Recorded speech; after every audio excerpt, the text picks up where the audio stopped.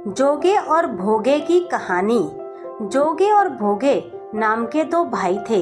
दोनों अलग अलग घरों में रहा करते थे। जोगे के पास धन की कोई कमी नहीं थी, लेकिन भोगे निर्धन था। दोनों भाई एक दूसरे से बहुत प्रेम करते थे, लेकिन जोगे की पत्नी को धन का बहुत अभिमान था, तो वहीं भोगे की पत्नी सुशील और शांत स्वभाव की थी।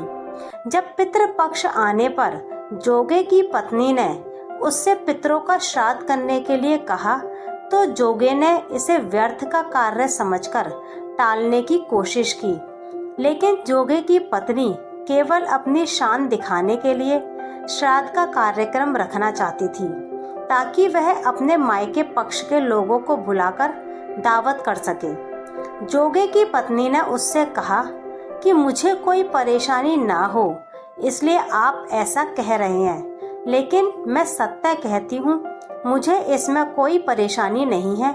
मैं भोगे की पत्नी को बुला लूँगी, हम दोनों मिलकर सारा काम कर लेंगी। दूसरे दिन भोगे की पत्नी सुबह आकर सारा कार्य करवाने लगी। उसने अनेक पकवान बनाए, फिर सभी काम निपटाने के बाद अपने घर वापस आ गई, क्योंकि उसे भी पितरों का तर्पण करना था।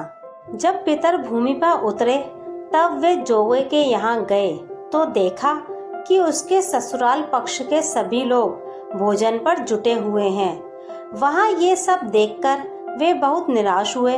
उसके बाद जोगे भोगे के पितर भोगे के यहाँ गए तो देखते हैं कि मात्र पितरों के नाम पर केवल अगियारी दे दी गई है।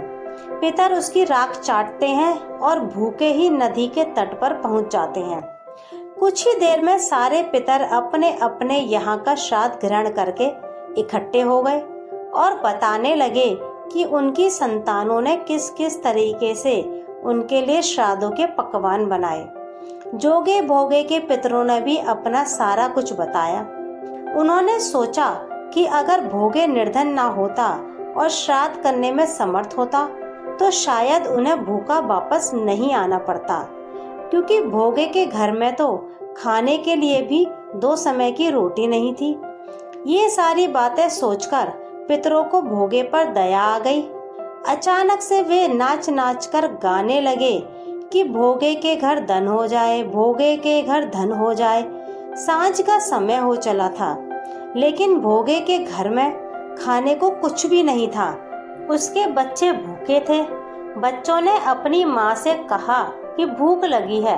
तब उन्हें टालने के लिए गुस्से से गरजकर भोगे की पत्नी ने कहा कि जाओ, आंगन में हौंदी औंधी रखी है, उसे जाकर खोल लो, उसमें जो भी मिल जाए आपस में बांटकर खा लेना।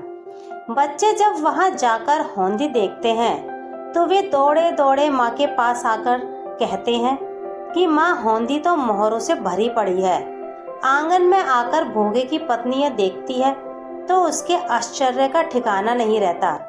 इस तरह पितरों के आशीर्वाद से भोगे भी धन धान्य से परिपूर्ण हो जाता है, लेकिन वह इस बात का बिल्कुल अहंकार नहीं करता है और अगले बरस पूरी श्रद्धा के साथ भोगे एवं उसकी पत्नी अपने पितरों का श्राद्ध करते हैं।